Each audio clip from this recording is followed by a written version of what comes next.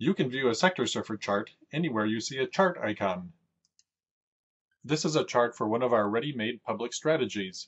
It is composed of a variety of T. Rowe Price mutual funds, as you see listed over here on the left.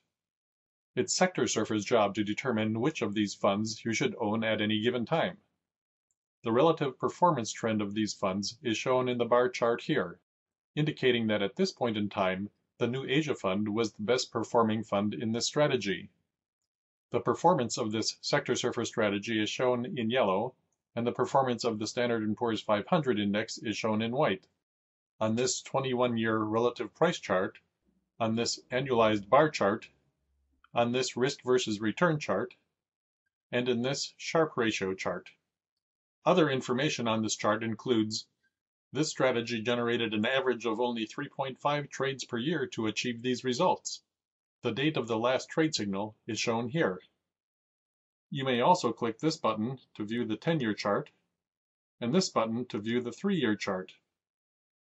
If you decide you would like to share this chart with a friend or a family member, click the Email Chart button here. If you were logged in, your referral ID will show here.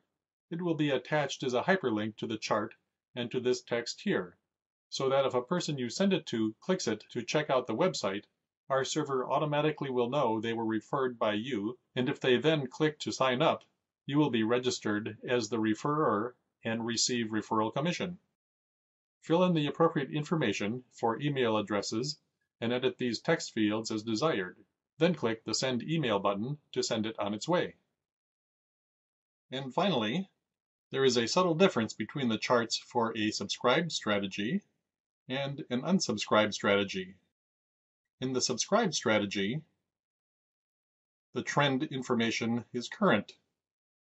In an unsubscribed strategy, the trend information is not current, and as indicated here, says unsubscribed strategy, 90-day-old trend data.